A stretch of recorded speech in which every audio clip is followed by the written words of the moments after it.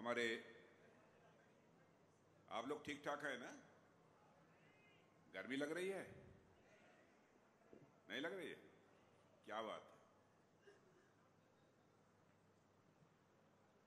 हमारे महाराष्ट्र ये मध्य प्रदेश के उप मुख्यमंत्री श्रीमान राजेंद्र जी शुक्ल, राज्य मंत्री श्रीमती प्रतिमा बागरी जी और आप सबके प्रत्याशी, आप सबके सांसद श्री गणेश सिंह जी, श्री श्रीकांत चतुर्वेदी जी विधायक मैहर, श्री सतीश शर्मा जी भाजपा जिलाध्यक्ष, श्री कमलेश सुहानी, श्री सुरेंद्र सिंह घरवार विधायक, श्री शंकर लाल तिवारी, श्री यादवेंद्र सिंह, उषा चौधरी, सुस्मिता सिंह परिहार, शशांक श्रीवास्तव, गगनंद प्रताप सिंह जी, राजा राम जी त्रिपाठी, कामाक्षा कुमारी सिंह, सुधीर सिंह तोमर और पुष्पराज बागरी और इस सभा में मौजूद मेरे सभी सम्मानित बहनों एवं भाइयों,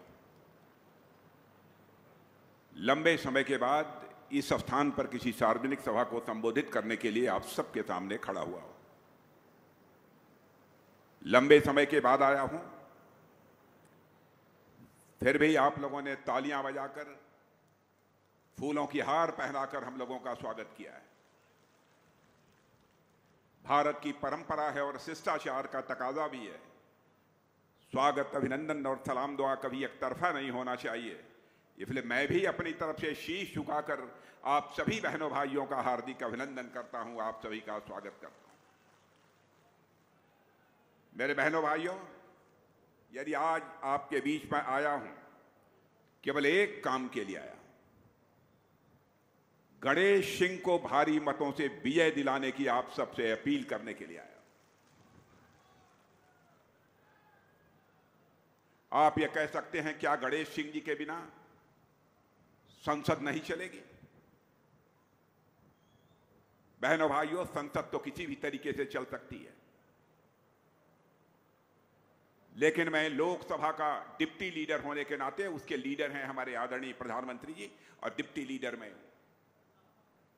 संसद में यदि किसी प्रकार का अवरोध पैदा होता है तो आपके ही सांसद गणेश सिंह हम लोगों के सहयोगी बनकर बहुत ही प्रभावी भूमिका का निर्वाह करते हैं। इसीलिए मैं गणेश सिंह जी के लिए आप सबसे वोट मांगने आया हूं। कई अन्य राजनीतिक पार्टियां इस समय चुनाव के मैदान में हैं। सारी राजनीतिक पार्टियों से आप अच्छी तरह परिचित हैं। इन राजनीतिक पार्टियों को लंबे समय तक इस हिंदुस्तान में सरकार चलाते हुए किसी न किसी रूप में आपने देखा है। केंद्र में भी देखा है और राज्य में भी आपने देखा है। बहनों भाइयों, अपनी भारतीय जनता पार्टी के बारे में मैं कह सकता हूं,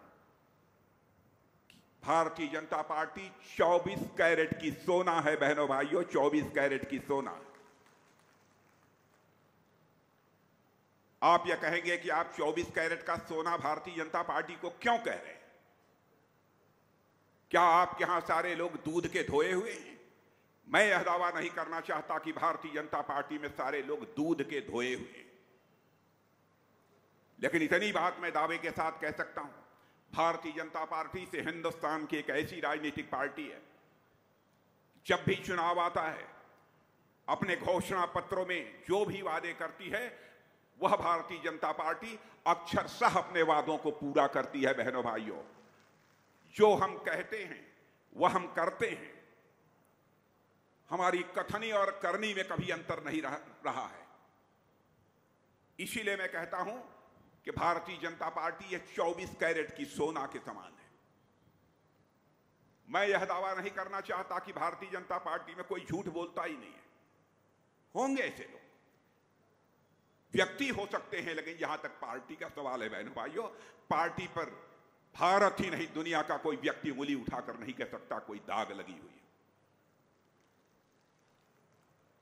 कांग्रेस पार्टी को तो मैं कहता हूं, अब यह जंग लगा हुआ लोहा है। 50 वर्षों तक इन्होंने इस हिंदुस्तान में अखंड हुकूमत की है। क्या भारत को शिखर तक नहीं ले जाया जा सकता था? 50 वर्षों का समय यह कम था? लेकिन आपने देखा कि हमारे प्रधानमंत्री मोदी जी ने 10 वर्ष के अंदर बहनों भाइयों करिश्मा करके दिखा दिया। कोई माने या ना माने, सारी दुनिया मानती है कि 10 वर्षों के अंदर भारत का कद सारी दुनिया में ऊंचा हुआ है। पहले हम विदेशों में जाते थे, यदि हम कुछ बोलते थे, हमारी बातों को जिस गंभीरता पूर्वक लिया जाना चाहिए, अंतर्राष्ट्रीय मंचों पर नहीं लिया जाता था। लेकिन आज यह हम अंतर्राष्ट्रीय मंचों पर कुछ बोलते हैं भारत के प्रतिनिधि के रूप में। बहनों भाइयों, सारी दुनिया कान खोलकर सुनती है कि भारत बोल क्या रहा है। यह भारत की हैसियत सारी दुनिया में बनी है। 50 वर्षों के शासनकाल में यह कांग्रेस पार्टी नहीं कर पाई, उसको करके हम लोगों ने दिखाया है।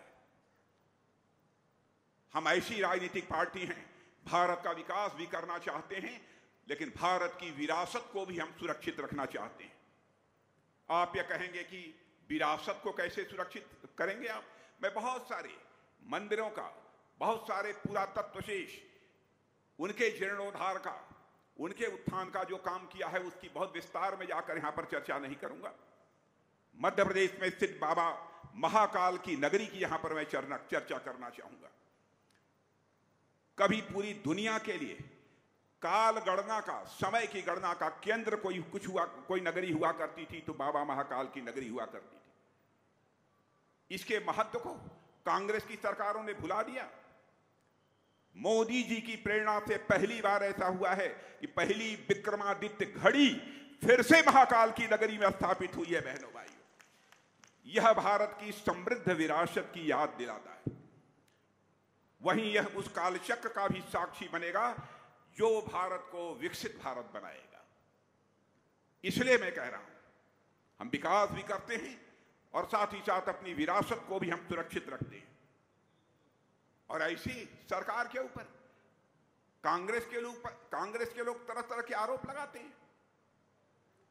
10 वर्षों तक हम लोगों ने सरकार चलाई है, भारत ही नहीं दुनिया का कोई व्यक्ति उंगली उठाकर नहीं कह पाया कि हमारी सरकार पर एक भी कोई भ्रष्टाचार का आरोप लगा हो। मैं दावे के साथ कहता हूं, जितने भी हिंदुस्तान में कांग्रेस की सरकारें रही हैं, सबके ऊपर कभी न कभी भ्रष्टाचार का आरोप लगा है। यहां तक कि कांग्रेस के मंत्रियों को जेल की हवा खानी पड़ी है। बहनों भाइयों, लेकिन यही कांग्रेस के लोग संसद में बैठे रहते हैं, एक भी आरोप हमारी सरकार के ऊपर चस्पा नहीं कर पाए। यह है हमारी भारतीय जनता पार्टी का चरित्र। और कांग्रेस हमारी सरकार के ऊपर, मोदी जी के सरकार के ऊपर आरोप लगाती है कि यदि तीसरी बार मोदी जी प्रधानमंत्री बन गए तो भारत का लोकतंत्र खतरे में पड़ जाएगा, भारत का संविधान खतरे में पड़ जाएगा। मैं कांग्रेस के लोगों से पूछना चाहता हूं, आप ही लोगों की सरकार थी, श्रीमती इंदिरा गांधी भारत की प्रधानमंत्री थी। अपनी कुर्सी बचाने के लिए किस तरीके से भारत के ऊपर इमरजेंसी उन्होंने थोपी थी और लाखों की संख्या में लोगों को, निरपराध लोगों को जेल के शिक्षों के पीछे डाल दिया था। बहनों भाइयों, 18 महीने तक मैं भी इसी कांग्रेस की सरकार की इमरजेंसी के दौरान जेल में रहा हूं। हमारे जैसे लाखों लोग जेल में रहे। मुझे इसी हुकूमत ने 2.5 महीने तक तन्हाई भी दी है, सॉलिटरी सेल में मैं रहा हूं। माता की मृत्यु भी हो गई, तब भी उसका संस्कार करने के लिए भी उन्होंने पेरोल मुझे नहीं दिया था। वो आज लोकतंत्र और संविधान की दुहाई दे रहे हैं। जनता की आंखों में धूल झोंक कर लंबे समय तक राजनीति नहीं की जा सकती। बहनों भाइयों, हमने जो कहा है वह किया है। मुझे याद है कि 1984 में हमारा घोषणा पत्र बना था, उसमें हम लोगों ने कहा था जिस दिन संसद में हमको बहुमत मिलेगा, अयोध्या की धरती पर भव्य राम का मंदिर बनने से हमें दुनिया की कोई ताकत रोक नहीं पाएगी।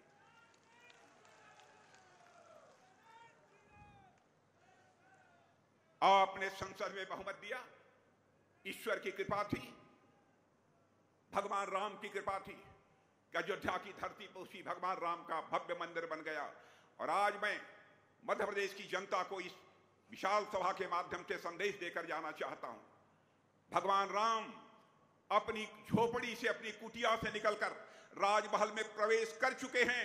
भारत में राम राज्य का आगाज होकर रहेगा। बहनों भाइयों, मैं दावे के साथ कहता हूं, भारत में राम राज्य का आगाज होकर ही रहेगा, कोई रोक नहीं सकता है। फिर भी कांग्रेस के लोग हम लोगों पर आप आरोप लगाते हैं। हम लोगों ने कहा था धारा 370 समाप्त करेंगे, चुटकी बजाकर समाप्त कर दिया। आज जम्मू कश्मीर राज्य का वही दर्जा है जो हिंदुस्तान के अन्य राज्यों का दर्जा है। अब बैठ जाइए गणेश जी, अब बैठ जाइए, अब बैठ जाइए। आज जम्मू कश्मीर का वही दर्जा है जो हिंदुस्तान के अन्य राज्यों का दर्जा है। और बहनों भाइयों, आज जम्मू कश्मीर जिस तरीके से विकास के रास्ते पर तेजी से आगे बढ़ रहा है, मैं दावे के साथ कहता हूं, मुझे लगता है, मैं कोई ज्योतिषी नहीं हूं, मुझे लगता है कि पाक अधिकृत कश्मीर में रहने वाले लोगों को भी अब लगता है पाकिस्तान हमारा विकास नहीं कर सकता है। विकास यदि कोई कर सकता है तो भारत ही कर सकता है, प्रधानमंत्री मोदी ही कर सकते हैं। और शायद पाक अधिकृत कश्मीर के रहने वाले लोग भी ये कहेंगे, हम अब भारत वाले कश्मीर के साथ जाना चाहते हैं, यानी भारत के साथ जाना चाहते हैं।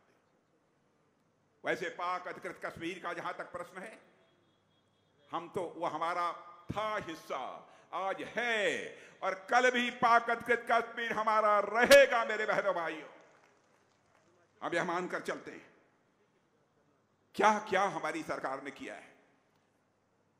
बहुत विस्तार में जाकर सारी चीजों की मैं चर्चा करूंगा तो एक लंबा समय लगेगा, लेकिन सबसे बड़ी बात जिसकी आपको चिंता सताती है भ्रष्टाचार की। भ्रष्टाचार ने हिंदुस्तान को खोखला कर दिया। मैं याद दिलाना चाहता हूं, राजीव गांधी जी भारत के प्रधानमंत्री थे। एक बार उन्होंने चिंता व्यक्त करते हुए कहा था, क्या करूं, ऊपर से मैं 100 पैसा भेजता हूं, 86 पैसा भ्रष्टाचार की भेंट चढ़ पाता है और बामुश्किल 14 पैसा लोगों की जेब में पहुंच पाता है। इस चुनौती को किसी ने स्वीकार नहीं किया। पहली बार इस चुनौती को किसी ने स्वीकार किया तो भारत माता के सपूत हमारे प्रधानमंत्री नरेंद्र जी मोदी ने स्वीकार किया। और मुझे याद है, मैं भारत का गृह मंत्री था, प्रधानमंत्री जी बैठे थे, बगल में मैं भी बैठा था, अधिकारियों की एक बैठक चल रही थी। प्रधानमंत्री जी ने अधिकारियों को एक निर्देश दे रहे थे कि भाई इस हिंदुस्तान में रहने वाले सारे लोगों का बैंक में खाता खुल जाना चाहिए, जीरो बैलेंस अकाउंट खुल जाना चाहिए, 1 पैसा ना हो तब भी उनका खाता खुल जाना चाहिए। तो बहनों भाइयों, मैं तो अचंभित था। मैंने कान में पूछा कि मोदी जी खाता इतने सारे लोगों का खोल कर क्या होगा। उन्होंने कहा कि राजनाथ जी मैं बाद में बताऊंगा। बहनों भाइयों, उसका करिश्मा मुझे बाद में देखने को मिला। जनधन आधार और मोबाइल की एक ऐसी त्रिमूर्ति उन्होंने तैयार कर दी, जिस बात को लेकर राजीव गांधी ने चिंता व्यक्त की थी, उस चिंता ही समाप्त हो गई। आज दिल्ली के बैंक से 100 पैसा चलता है तो 100 का 100 पैसा आपके जेब में पहुंचता है। मेरे बहने भाइयों, 1 पैसा भी भ्रष्टाचार की भेंट नहीं चढ़ने पाता है। भ्रष्टाचार भाषण देकर नहीं समाप्त किया जा सकता। भ्रष्टाचार को यदि समाप्त करना है तो सिस्टम में बदलाव लाना पड़ेगा, व्यवस्था में बदलाव लाना पड़ेगा, तभी जाकर भ्रष्टाचार को समाप्त किया जा सकता है। और मैं यह भी कहना चाहता हूं, भय, भूख और भ्रष्टाचार से हम मुक्ति दिलाएंगे, यह कांग्रेस का नारा हुआ करता था, लेकिन वह अपने नारे पर अमल नहीं कर पाए, पूरा नहीं कर पाए। उसको यदि कोई पूरा कर रहा है तो हम लोग पूरा कर रहे हैं। बहनों भाई, मैं दावे के साथ कहता हूं, मध्य प्रदेश में भी ऐसी भी घटनाएं हमको सुनने को मिलती थी, छत्तीसगढ़ में, झारखंड में भूख के कारण बहुत सारे लोग दम तोड़ देते थे। लेकिन आज यह कोई नहीं कह सकता किसी परिवार में अन्न न मिलने के कारण, भोजन न मिलने के कारण किसी की मृत्यु हो गई। किसने यह करिश्मा किया है भारत में? 5-5 किलो मुफ्त राशन मुहैया कराना। और मैं आज आपको बतलाना चाहता हूं, यह राशन नहीं होगा, यह राशन आपको 5 वर्ष आगे तक भी मिलता रहेगा, आपको भरोसा दिलाता हूं। और ईमानदारी से बताइएगा, एक परिवार में मुझे मालूम है कि बहुत सारे ऐसी जगह हैं जहां 4-4, 5-5 लोग 5-5 किलो ले लेते हैं, खाते हैं, और जो बचता है फिर दुकान पर भी चला जाता है। यह भारत में कोई शिकायत नहीं कर सकता कि भूख के कारण किसी की मृत्यु हुई है। भ्रष्टाचार के बारे में मैं यह दावा नहीं करना चाहता कि भ्रष्टाचार समूल हमने समाप्त कर दिया, क्योंकि हम आपकी आंखों में झूठ बोलकर हम आपका समर्थन नहीं हासिल करेंगे। जब भी आपका समर्थन हासिल करना होगा तो आपकी आंखों में आंख डालकर आपका समर्थन हासिल करेंगे मेरे बहनों भाई। लेकिन काफी हद तक भ्रष्टाचार को रोकने में हम लोगों ने कामयाबी हासिल की। गरीब की कैसे चिंता की जाती है, मैं उदाहरण बहुत सारे हैं। जन औषधि केंद्र, आप जानते हैं आजकल दवाइयां कितनी महंगी हो गई हैं, लेकिन प्रधानमंत्री ने गरीबों की चिंता करते हुए, उनके स्वास्थ्य की चिंता करते हुए यह कहा कि सारे हिंदुस्तान में जन औषधि केंद्र खोले जाएंगे। जन औषधि केंद्र पर चले जाइए, आपको वैसे आम दुकान पर जितनी में 100 पैसे में दवा मिलेगी, तो मैं दावे के साथ कहता हूं जन औषधि केंद्र पर वह 75 और 80 पैसे में आपकी दवा मिल जाएगी। और गरीबों में यह भी मैंने देखा, किसी का आलिया वो कोरोनरी ब्लॉक हो गई, मैंने हार्ट की नस, क्या कहते हैं उसको, कोरोनरी को हिंदी में क्या कहेंगे, जो हार्ट की नस जो वो हो जाती है, नली, हार्ट, उसके कारण हार्ट अटैक हो जाता है, लोग ब्लॉक हो जाती है, ब्लड की सप्लाई ठीक तरीके से नहीं होती है। तो आप जानते हैं जिनके पास पैसा होता था वही अपने हार्ट का इलाज करा पाते थे, गरीब नहीं करा पाता था। और लगभग 75,000 से लेकर 1 लाख रुपए में वह स्टंट मिलता था जो कि इसमें डाला जाता था। बहनों भाइयों, हमारे प्रधानमंत्री ने उस स्टंट की कीमत करके केवल 7,500 रुपया कर दिया है। बहनों भाइयों, किस सीमा तक उन्होंने चिंता की है। लेकिन सरकार चाहेगी जैसे हो हमारी बननी चाहिए, यह कांग्रेस के लोगों की चिंता रहती है। हिंदू मुसलमान इस नाम पर देश को बांटकर बराबर उन्होंने सरकार चलाई है। हम बहनों भाइयों जाति, पंथ और मजहब के आधार पर राजनीति करने वाले लोग नहीं हैं। हम इंसाफ और इंसानियत के आधार पर राजनीति करने वाले लोग हैं। कांग्रेस के लोग कहते हैं तो आप 3 तलाक की प्रथा आपने क्यों समाप्त कर दी? यह तो मुस्लिम समाज का मामला था। कांग्रेस के दोस्तों को शायद यह मालूम नहीं है, कोई मां हो, कोई बहन हो, कोई बेटी हो, चाहे हिंदू हो, मुसलमान हो, ईसाई हो, पारसी हो, यहूदी हो, बहनों भाइयों, हम जैसे लोगों के लिए हमारी मां है, बहन है, बेटी है। कोई किसी से शादी करके और शादी के बाद 3 बार तलाक तलाक तलाक बोलकर उसकी छुट्टी कर दे, अन्य राजनीतिक पार्टियां उसे माफ कर दें। लेकिन बहनों भाइयों, सरकार बने या न बने, भारतीय जनता पार्टी नारी शक्ति का अपमान किसी भी सूरत में बर्दाश्त नहीं कर सकती।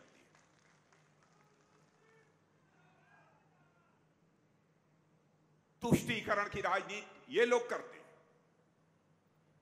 हम तो संतुष्टीकरण की राजनीति करते हैं। चाहे जैसे भी हमको वोट मिलना चाहिए, भले ही यह समाज जाति, पंथ और मजहब में बच जाए। क्या क्या नहीं किया है इन लोगों ने, देश को बर्बाद किया है। और आज ही मैं इलाहाबाद में जब दिल्ली से चलकर जब मैं लैंड किया हूं, तो मैंने देखा, मैं गया था वहां के रिटायरिंग रूम में थोड़ी देर के लिए, तो वहां पर अखबार रखे थे, अखबार में देख रहा था। बहनों भाइयों, ध्यान से सुनिए, दुनिया का सबसे ताकतवर देश अमेरिका माना जाता है। अमेरिका के एम्बेसडर ने एक किसी फोरम पर, किसी मंच पर बोलते हुए कहा है, देशवासियों को कहा है, ऐ देशवासियों, देश माने दुनिया के दूसरे देशों में रहने वाले लोगों को भी कहा है, अगर आपको भविष्य देखना चाहते हैं, अगर आप भविष्य देखना चाहते हैं तो भारत में आइए। अगर आप भविष्य को महसूस करना चाहते हैं तो भारत में आइए। अगर भविष्य पर काम करना चाहते हैं तब भी दुनिया वालों भारत में आइए। यह मैं नहीं कह रहा हूं, यह अमेरिका के एम्बेसडर मिस्टर एरिक गारसेटी ने कहा, और यह कल ही कहा है। माने अमेरिका जैसे ताकतवर देश की धारणा भारत के बारे में यह बदल गई है। और शायद आपको मालूम है या नहीं, मैं नहीं जानता, बहनों भाइयों, भारत कहा जाता था गरीबों का देश है। मैं आपको बताना चाहता हूं, मैं नहीं कह रहा हूं, नीति आयोग ने कहा है। बहुत सारे अर्थ से जुड़ी हुई जो संस्थाएं हैं, फाइनेंशियल फर्म्स हैं, उन्होंने कहा है कि मोदी जी के प्रधानमंत्री बनने के बाद भारत में 25 करोड़ लोग गरीबी रेखा से बाहर हो गए हैं। मेरे बहनों भाई, मैं दावे के साथ कहता हूं, यहां भी जितने लोग बैठे हैं, यदि किसी के पास कच्चा मकान रहा होगा तो उनको पक्की छत मिल गई होगी। और यदि कोई आपके गांव में बचा है तो गणेश सिंह को नोट करा देना। मैं दावे के साथ कहता हूं, उसकी भी छत पक्की होकर रहेगी।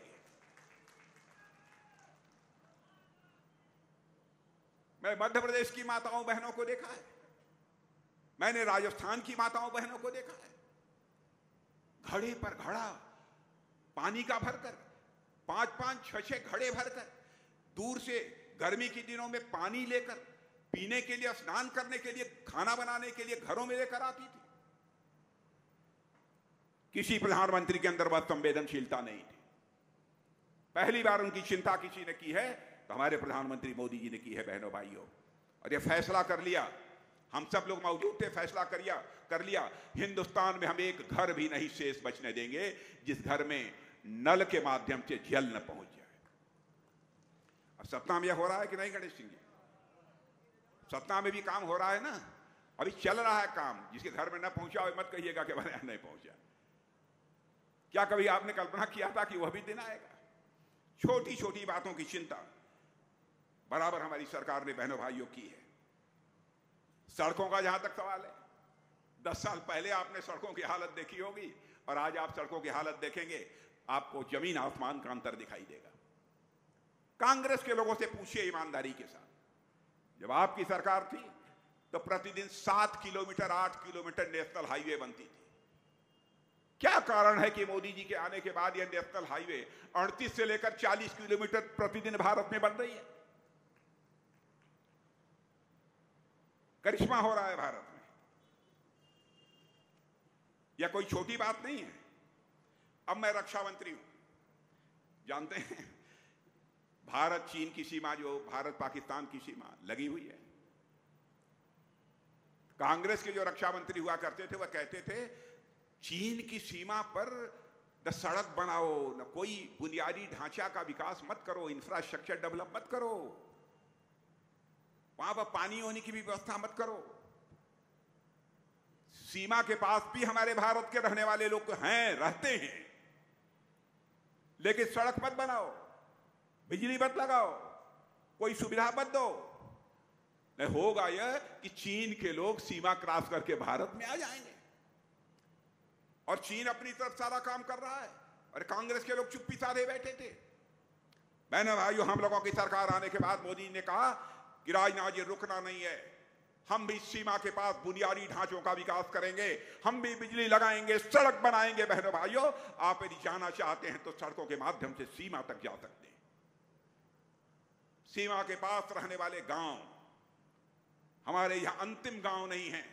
कांग्रेस इसे अपने देश का अंतिम गांव मानती थी, लेकिन हम सीमा के पास रहने वाले अपने गांवों को पहला गांव मानते हैं। बहनों भाइयों, पहला गांव मानते हैं। और आपको आश्चर्य होगा, तोप, गोले, बम, मिसाइल, बंदूक, फायर आर्म, राइफल्स वगैरह, फाइटर प्लेन बराबर यह दुनिया के दूसरे देशों से हमारी सरकार आयात करती थी, मंगवाती थी।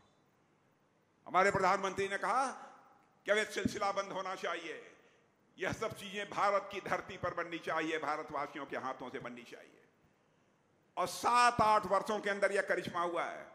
बहनों भाइयों, आपको आश्चर्य होगा, हम लोग पहले केवल 600 करोड़ रुपए की छोटी छोटी चीजें कुछ कमजोर देशों को भेज देते थे। आज हम फाइटर प्लेन भी भारत में बना रहे हैं, भारतवासियों के हाथों से बना रहे हैं। हम ब्रह्मोस मिसाइल भी भारत में बना रहे हैं, भारतवासियों के हाथों से बना रहे हैं। और केवल भारत के सेना के जवानों को ही मुहैया नहीं करा रहे हैं, बल्कि दुनिया के दूसरे देशों को भी हम ब्रह्मोस मिसाइल और फाइटर प्लेन बेच रहे हैं। मेरे बहनों भाई, 21,000 करोड़ रुपए से अधिक का अभी एक्सपोर्ट किया है। यह है भारत की ताकत। भारत एक कमजोर भारत नहीं रहा है। भारत अब ताकतवर देश बन गया है। दुनिया के राष्ट्राध्यक्ष भी कहते हैं 21वीं सदी इस दुनिया में किसी की होने जा रही है तो भारत की होने जा रही है। 21वीं सदी उज्जवल सदी होगी, दुनिया में किसी देश की होगी तो भारत की होगी, यह लोगों का विश्वास है। ऐसा नहीं है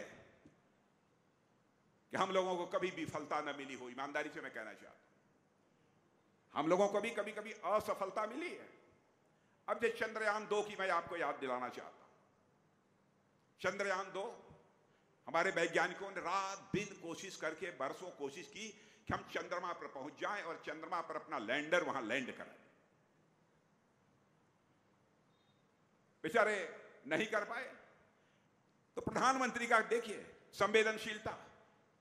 और बहनों भाइयों, मैं देख चुका हूं, क्योंकि हमारे यहां भी लगभग 8000 वैज्ञानिक हमारे रक्षा मंत्रालय में काम करते हैं, DRDO में बहुत सारी चीजें बनाते हैं, रॉकेट, मिसाइल जैसा बहुत चीजें बनाते हैं। जब टेस्ट करते हैं तो 1-2 बार वह टेस्ट देखने के लिए मैं गया था। उड़ीसा में मैं गया था एक स्थान पर, उस स्थान की चर्चा नहीं करूंगा। मैं वहां गया था, सारे वैज्ञानिक सब अपने अपने पूरे जो सेट होता है कंप्यूटर का वहां पर बैठे हुए थे, सैकड़ों वैज्ञानिक। और उसके बाद वहां से लॉन्च की गई एक मिसाइल, एक रॉकेट था या मिसाइल कुछ लॉन्च की गई वहां से। सारे वैज्ञानिकों ने उसी वहीं बैठकर उस लेबोरेटरी में, इस प्रयोगशाला में तालियां बजाई कि हमारा जो यह प्रयोग था अब सफल होने जा रहा है। हजारों किलोमीटर दूर जाने के बाद उसको जिस सिलेंडर से बाहर निकलना चाहिए था, एक छोटे सिलेंडर को, वह नहीं निकल पाया। उसके बाद हमारे वैज्ञानिकों के सब आंखों में आंसू आ गए, रोने लगे। मुझे 2 घंटे रुककर अपने वैज्ञानिकों को ढाढ़स बंधाना पड़ा कि आप चिंता मत करो, आपके कौशल पर, आपके ज्ञान पर, आपकी मेधा पर, आपकी वैज्ञानिकता पर हमको पूरा भरोसा है।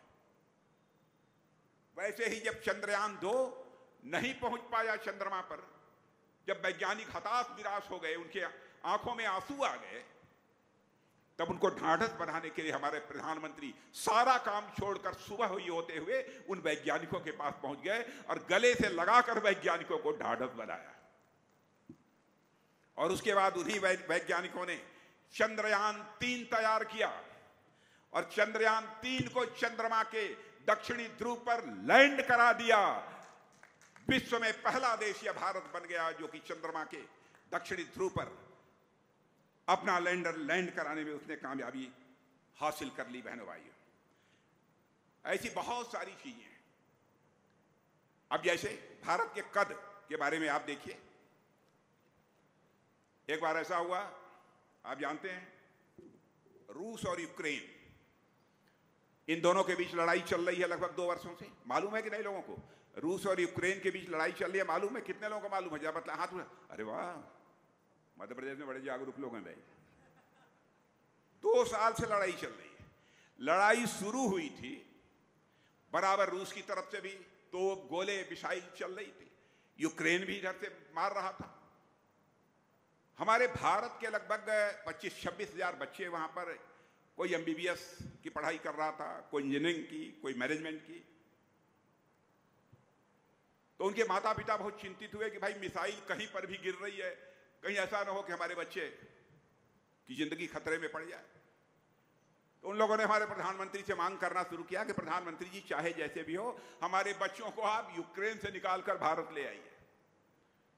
बहनों भाइयों, दुनिया का कोई देश यह काम नहीं कर पाया। हमारे प्रधानमंत्री ने चटपट रूस के राष्ट्रपति मिस्टर पुतिन से बात की और वहीं पर यूक्रेन के राष्ट्रपति मिस्टर जेलेंस्की से बात की और अमेरिका के राष्ट्रपति मिस्टर बाइडेन से बात की। और आपको जानकर खुशी होगी कि 4.5 घंटे के लिए युद्ध रुक गया और हमारे 22,500 बच्चे वहां से चलकर भारत पहुंचे। यह है भारत, यह है भारत की शक्ति। कोरोना का संकट आपने देखा। भारत दुनिया का अकेला देश है जिसमें कि मैं दावे के साथ कहता हूं, जितने आप लोग खड़े हैं सबको कम से कम कोरोना का टीका, जिसे वैक्सीन कहते हैं, 2-2 टीका आपको लग गया होगा, कम से कम, नहीं तो 3-3 टीका लगा है। 2 तो लगा ही होगा, किसी को 3 टीके भी लगे। यदि लगे हैं, सच्चाई है, हमारी बात सही हो तो हाथ उठाइए, नहीं मत उठाइएगा, सबको लगे। आप जानते हैं दुनिया के बड़े बड़े जो विकसित देश हैं बहनों भाइयों, वहां भी सबको वैक्सीन की 2 डोज 3 डोज नहीं लग पाई है। लगी है तो 140 करोड़ वाले भारतवासियों को ही लगी है। यह है करिश्मा। इसलिए हम आपसे वोट मांगने के लिए आए हैं। और भारत अर्थव्यवस्था, धन दौलत के मामले में दुनिया में 11वें स्थान पर खड़ा था, अब जंप लेकर 5वें स्थान पर आ गया है। अब जानते हैं 2026 समाप्त होगा, 2 साल 2.5 साल के बाद हमारा भारत अर्थव्यवस्था, धन दौलत के आकार के मामले में दुनिया की टॉप 3 कंट्रीज में आकर खड़ा हो जाएगा। यह मैं नहीं कह रहा हूं, दुनिया की बड़ी बड़ी फाइनेंशियल फर्म्स कह रही हैं, मॉर्गन स्टैनले कह रहे हैं। मैं हर चीज प्रमाण के साथ बोलता हूं, अप्रमाणिक चीज मैं कभी नहीं बोलता हूं। अब हमारे पास एयरफोर्स है, आर्मी है, नेवी है। हमारे कुछ नेवी के जो रिटायर्ड ऑफिसर्स थे वो कतर गए थे। कतर में अपना कुछ काम वाम करते थे कुछ कंपनियों में। किसी मामले में कतर की कोर्ट ने उन्हें फांसी की सजा दे दी। और बहनों भाइयों,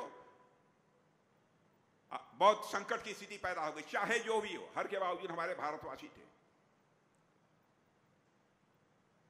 और सारे परिवार के लोग मानकर चल रहे थे कि अब चूंकि दुनिया के दूसरे देश में फांसी की सजा हुई है, अब हमारे लोग बचकर नहीं आएंगे, उनको फांसी की सजा दे दी जाएगी। हमारे प्रधानमंत्री ने हिम्मत नहीं हारी। उन्होंने कतर के प्रेसिडेंट से बातचीत की टेलीफोन के माध्यम से, और आपको जानकर खुशी होगी कि वहां के राष्ट्रपति ने सारे के सारे हमारे जितने भी नेवी के सब सारे जवान थे जिनको फांसी की सजा दी गई थी, उनकी फांसी की सजा को माफ कर दिया बहनों भाइयों, और सकुशल वह भारत आ गए। कोई ऐसा अपराध नहीं किया था उन्होंने कि उनको फांसी की सजा दी है। मैं विशाखापट्टनम गया था, वहां पर मेरी सभा थी। मुझे देखकर उन जवानों को जब मैंने ये चर्चा की, कुछ जवान खड़े हो गए, हम ही कतर में थे जिसे फांसी की सजा दी गई थी। यह है भारत की ताकत। और ये कांग्रेस के लोग, अरे रंश मात्र भी कम का आंखों में थोड़ी बहुत हया होनी चाहिए।